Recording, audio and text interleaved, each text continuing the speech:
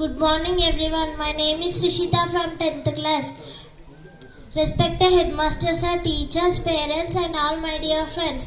Today we are gathered to celebrate on the occasion of Independence Day. I wish you a very happy Independence Day to all. Independence Day always carries a special and amazing feeling for every Indian citizen. Independence Day is a good example of proverb. Unity is strength.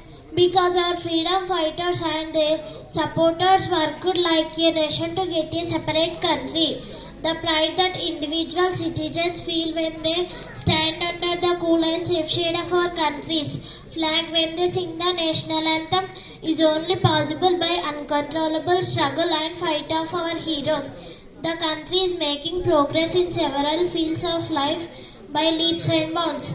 Thank you for listening to me carefully, and once again I wish you a very happy Independence Day to all.